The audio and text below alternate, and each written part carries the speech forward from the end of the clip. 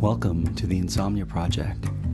Sit back, relax, and listen as we have a conversation about the mundane. One thing that we can promise is that our conversation will be less than fascinating so that you can just feel free to float away and drift off. Thank you for joining us. We hope you will listen and sleep, as well as rate us or comment on iTunes. We love reading what you have to say about our show. I'm your host, Marco Timpano. And I'm your co-host, Nidhi Khanna. Marco, we've been receiving some wonderful feedback, comments, communications from some of our listeners. Mm-hmm.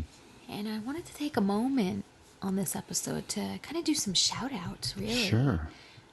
Particularly to Brent, who mentioned that listening to our podcast has changed his life. Oh. So hopefully for the better. Hopefully.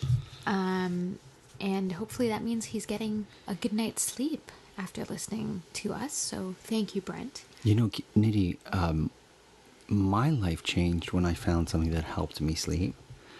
And, when one can't sleep and you find that sort of key that allows you to at least relax, we're hoping that if our podcast doesn't allow you to find sleep, it'll at least allow you to listen and relax and focus on something else.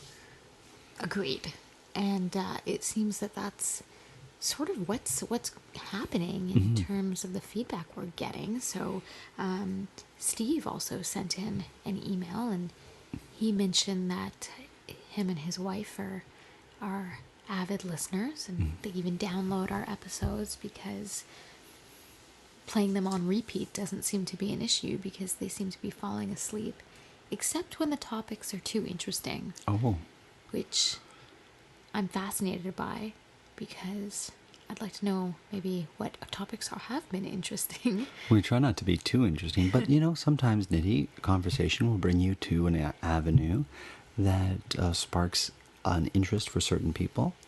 And I apologize if at any point this episode or future episodes becomes so interesting that one can't find their way to sleep. But at the very least, I'm hoping that if you do follow a particular episode to the end, that it is at the very least relaxed you. So, and clearly maybe given you a tad bit of information about something mundane. Sure.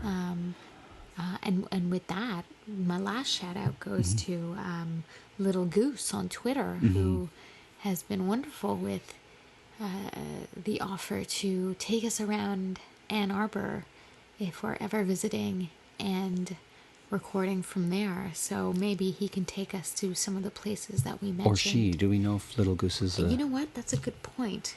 Not sure if it's he or she or... Well, thank you, Little Goose. They, for now. Fair enough. You've never been to Ann Arbor, though, right? I have never been to Ann Arbor. I loved Ann Arbor when I was there. I remember being there and thinking... I remember driving through there and saying to Amanda, oh, this is Ann Arbor. And I wanted to explore, so we kind of drove around, and I saw the beautiful homes and how green it was, and I was like, oh, this is a place that, when you see a place, Nidhi, and you're like, I could live here. Ann Arbor's like that? Yeah, it was like that for me. It really resonated with me, so thank you, Little Goose. Thank you, Little Goose. And Little Goose also mentioned a particular staple brand. Oh, that's right, because we talked about staples. Exactly. So I'm going to find a stapler. That particular brand is staple. Which is the Swingline stapler. So I'm going to find a Swingline, and I will give some feedback on how it works for me. And with that closes off our shout-outs for today. Well, there you go. Please do continue to send us all this great feedback. We're thrilled when we receive it. We've also received feedback from certain products or companies that we've mentioned, which is kind of neat on our Twitter. Yeah. And I was just talking to you about Listerine. Yes, you were. So Amanda and I, on the last episode, were talking about toothpaste. And then I started to talk about Listerine. I started to read up on Listerine, and it's a great antiseptic, right, Nidhi? And so when you use, there's different types of mouthwashes, but I've always liked Listerine. I don't like things that are too... Like brand, like you like Listerine the brand? The brand. I like Okay. Listerine the brand versus its Some of the competitors. others? I won't mention what they are, but Sure. I've always liked Listerine because it has always left my mouth feeling very clean. And what I've noticed is that if I've had a cut in my mouth, and I'm an inside cheek biter. Oh, I do that too. Sometimes it's the worst. Yeah, so using Listerine has helped to heal, right. and clean the inside of my mouth. So I've always been a fan of Listerine, but there's a lot of different uses that one can have for Listerine. You know what, Marco? It's very true. It's actually quite a versatile product. So some of the more interesting, I guess they call them life hacks for Listerine. Sure. If you've run out of deodorant, you can dip a cotton ball into some Listerine and dab it under your arms, which I guess, when you think about it, it's an antiseptic, maybe gets rid of the sweat bacteria underneath your arms. Sure, and it does come in a mint flavor too. So if you use the minty one, it's going to give you a refreshing sort minty of smell. zing. Sure. And to that point, you could also you can use it as sort of an aftershave. Did you know Sure, that? like yeah. It's pretty cool. The other thing with Listerine, you could probably dilute it in water and put it in a little spray bottle so that, Nidhi, sometimes you are at let's say a cabin, or you're at a hotel and the pillows don't smell fresh. Well, dilute a little bit of Listerine in water and spray it on the pillow. It's going to kill any bacteria that's on that, and it's going to leave a fresh scent. And that's a great thing when you're in hotels or motels and you're kind of like, I don't know about these pillows, or I don't know what this particular bed or sheets or whatnot. Marco, that's a great idea. That's actually a really great idea. I never thought about that before. I can tell you my most unique time that I use, or my most unique use for Listerine. Sure. I've used it as a foot bath before and pedicure. Oh. So particularly if you've walked a lot during the day or you have tired feet, if you put it in a bath of Listerine and water, Sure. it actually... Say if you put it in a bath.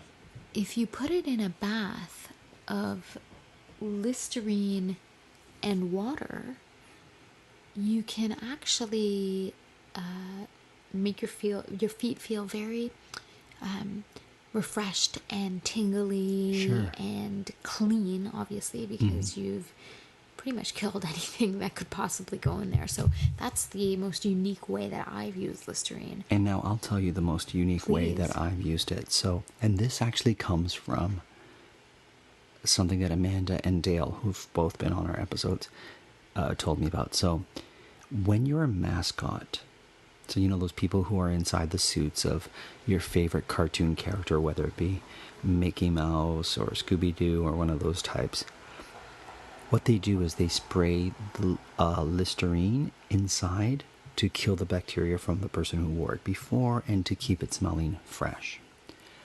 I took that advice and I use it for my helmet.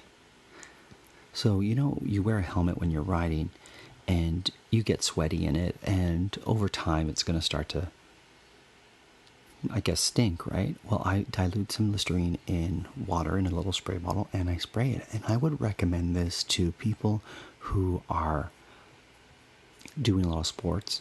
So, for example, if you have a hockey bag and you've got your hockey equipment in there, That's a great idea. just spray Listerine in there. It's going to kill Whatever odors in there and the bacteria. It's an antiseptic, so it's not going to be like it's something you can ingest and it's not going to be harmful.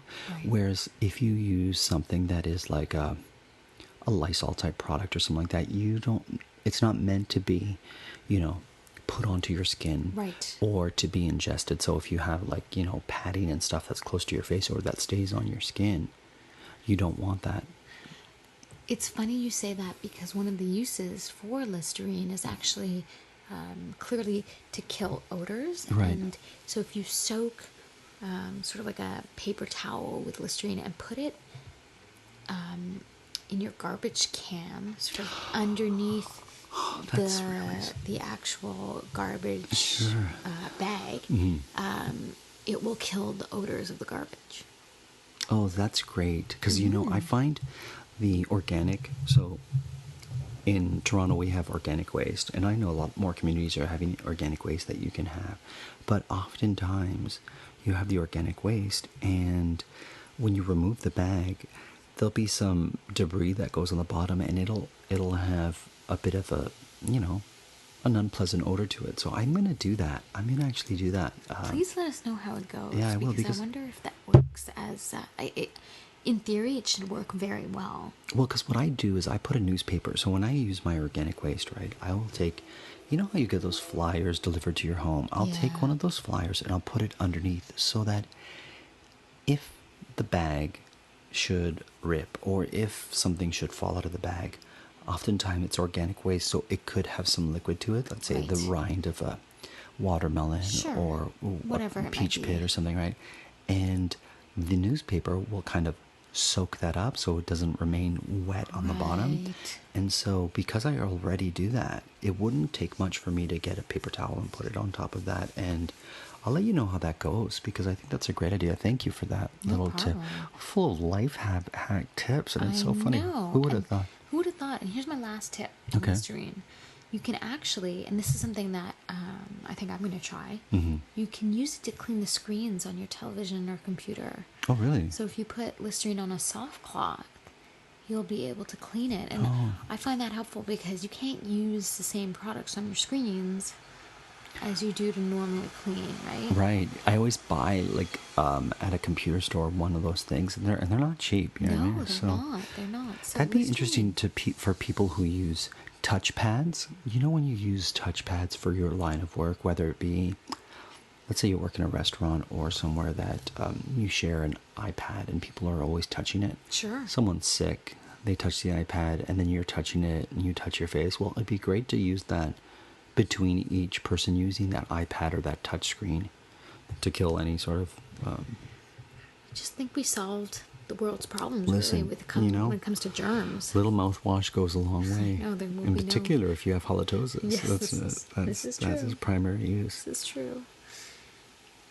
So, Nidhi, you were telling me about something that happened to you just recently that was very interesting, and Yes, Marco. I mean, I recently discovered my local grocery store. right, And in the area that I've moved into, there's like a grocery store that's sort of a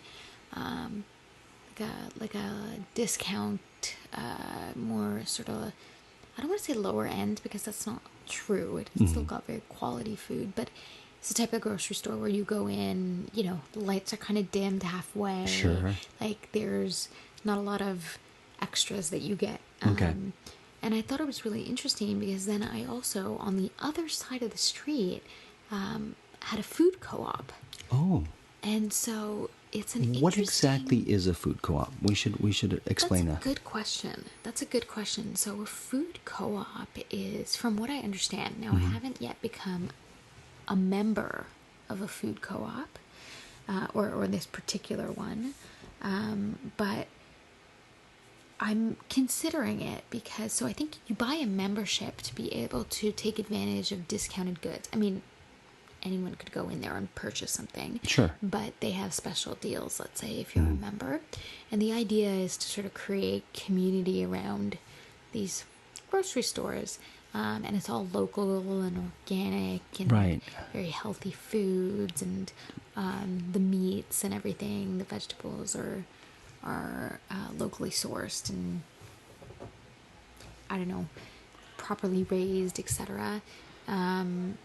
So it's interesting to kind of have both those options, but here's where I kind of go, you know, when you have both food co-op and then you have the more discounted grocery store, Right. sometimes I feel guilty because it's like, which one do I choose?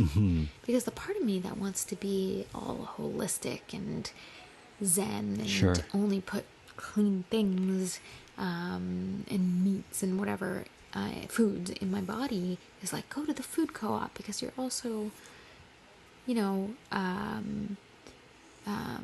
helping local farmers and businesses, etc. But then the other part of me that is like, food's so expensive. Right. It's like, I want to go to like the lower end grocery store. Sure. And it's starting to actually make me feel very guilty. I don't know which one to decide. Well, here's what we do. We get a organic food box delivered to our home once a week. Right. So it's really interesting. It was something we wanted to try, and we're like, let's just do it and see what it is. And it's actually quite fun because you never know, or at least we don't know what we're going to get in our box. It happens to be whatever's in season. And sometimes not. Like, we consistently get organic bananas in our box, which is great because I love bananas. So it's never. But then every once in a while you get something like, oh no, we got these. And it might be something that I'm not a big fan of, but they happen to be in season. We all prefer things a certain way, like groceries. If you want groceries just how you like them, you gotta try Instacart. They have a new preference picker that lets you pick how ripe or unripe you want your bananas.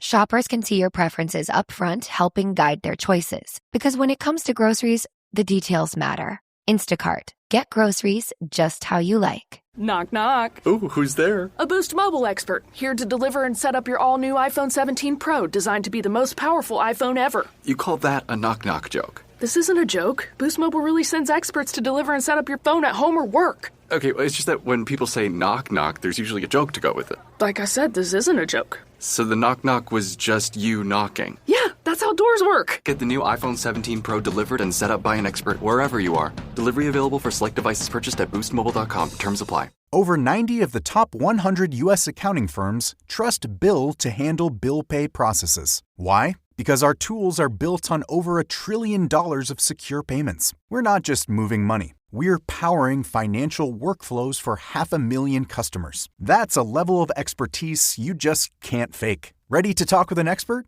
Visit Bill.com/proven to get started and grab a $250 gift card as a thank you. Terms and conditions apply. See offer page for details. What has been the oddest thing, or the thing that you've received that you're like, I don't even know what to do with this? Like, how do we make something out of this? I think it was, I wish I could remember exactly what they called it, but it was like grape skin flour. Oh. So they made like I don't know if it's called grape skin flour, but it was like a powdery substance made of grape skins. And sounds like grape skin. Great. Well, let's just grape skin powder. No, grape skin flour. Does that make sense? Grape skin flour. Grape skin. I didn't know that you could. Oh, maybe I'm getting this wrong. Anyways, clearly I didn't know what to do with this. It was like this purpley kind of powder. And that was in the box one time, but it was kind of fun. It was kind of like, oh, this is pretty cool. I never liked the oranges we got from it. The oranges were always like not my favorite, and I love oranges. They just weren't the oranges that I'm used to. So maybe they weren't the sort of varietal of orange that I like, Valencia or, okay. Did it look like this image? Yeah, it looked like that. Okay, so it is, interesting. So in the last few years, grapeseed flour has kind of been on the rise. Okay. Oh, so it's grape seed, not grape skin. Grape seed, yes. Okay. Grape seed flour. And it's, actually, it's produced from the pomace, so the seeds and the skin together. And it's actually the waste that's generated during winemaking. Okay. And so I guess they found a way to take whatever it is that after they've extracted the juice from the grape, and make it into sort of a flour form. And it has so many great antioxidants, apparently. Right. So it seems to be very good for you. One of those Have you ever made wine? sorry? Wine. Have you ever made wine? No, I so haven't. My family, growing up, my grandfather and father would make wine. Really? Yeah. Yeah. And so what we would do is the grapes would come from California in these crates. Okay. And you would take the crates and you would put them in this giant, well, as a kid it seemed giant. It was this kind of like, oh my goodness, masher, for lack of a better word. So it looks like two cogs that rotate in unison, and they sort of have grooves that fit in, almost like the gears of a clock. But imagine them as if they were thrashers, or you would put something in and it would crush the grapes, the seeds, the skin, and parts of the vine that would be But in what the if crates. I want to imagine more that it's you and your family in a barrel crushing grapes with your feet? Well, that was never how we made wine, and I don't think people have made wine like that for probably centuries, unless you watch reruns of I Love Lucy. There you go. Though I will say my buddy Mark DeAngelis has some photos of him and his brothers as kids doing that. And his Really? family would do that. Not that that's how they made wine, but that was certainly what they made the kids do for fun and whatnot. amazing. And you'd end up with purple feet, I guess. But we would take it, you throw the grapes into this grinder of sorts. Sure. It always reminded me of, because it was big and metal, and it had like handles that you could put on your shoulders. So it reminded me of, like, when you see images of Cleopatra being carried by her strong Carry guys. slaves or whatever they were, like, Yeah. it always reminded me of that. It had that look to it. But then you would throw the grapes into it. Somebody would turn a wheel and it would grind the grapes, which would fall into a giant barrel. And there it would sit. The juices, the grapes, the skins, the seeds, the...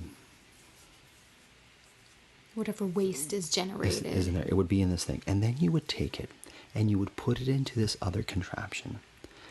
And it looked like... Oh, Nidhi, like, it's so distinct.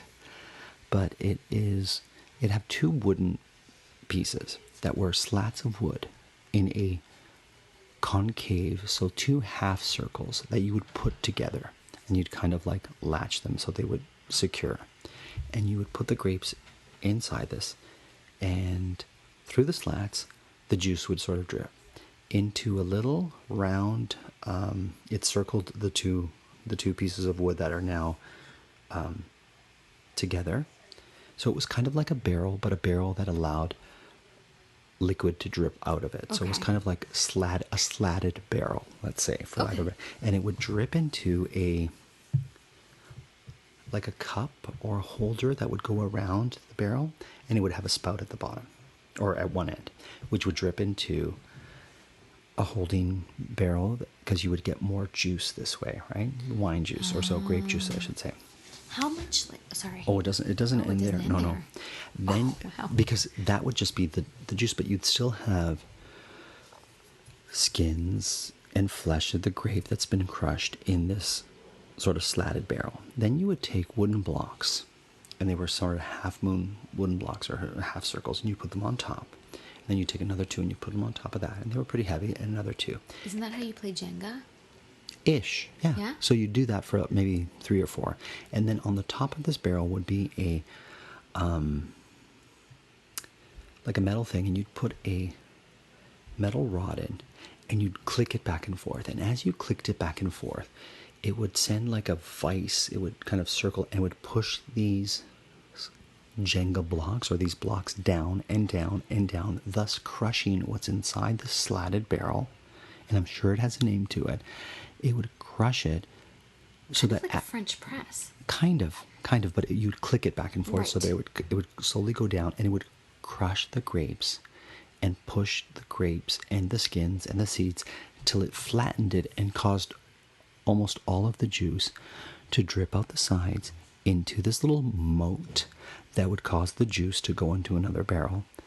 And then you would be able to use this grape juice to make wine. So this was in your house? This was in our garage. In your garage? So How big was this? This contraption? Yeah. The contraption was the size of a barrel, let's say. Oh, wow. And it was like kind of raised on metal legs with a little sort of moat around it.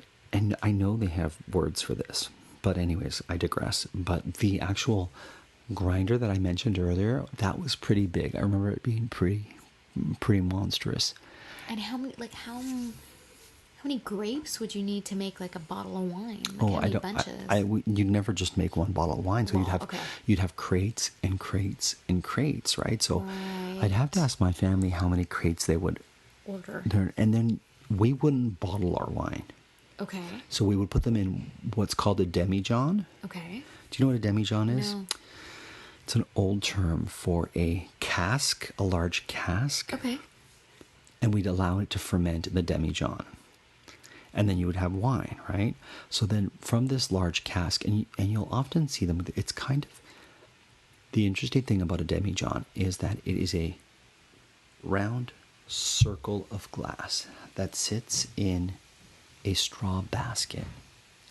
I know which ones you're talking Okay. about. Okay. Yeah. And so I know what what you're my talking family would do is the wine that we had in our demijohn, we would then transfer into a gallon Okay. jug. Sure. And then we would use the gallon jug as our wine. Not that we would put a gallon jug on our table, but we would take the gallon jug that we would have and we'd pour them into liter glassware, not bottles, but you know those little, Flasks type things? they're more like, they're not flasks, but they're the liter. I know what you mean. Yeah, they kind of have a really beautiful shape to them that a liter, like a liter bottle, glass, whatever you want to call it. Flask of It's a some flask that you would put on the table, and that's what we would drink our wine out of. Oh. So that's Wow. And was it good, your wine? Like, it was great. Like we would get different types of varietals of grapes from California. California has fantastic wines, so clearly they have fantastic grapes, and we would use those grapes to make our wine. well, Marco, this has been a show full of information. It certainly and has. Life hacks from Listerine to winemaking. Mm-hmm. So we'd like to once again thank all our listeners out there, particularly the ones who took the time to write in and Rate us and write comments. We're always happy to receive feedback. Oh, look at that. There you go. So thank you to everyone, and tonight's show was actually broadcast from Toronto. As always, we're produced by Drumcast Productions, and we hope that you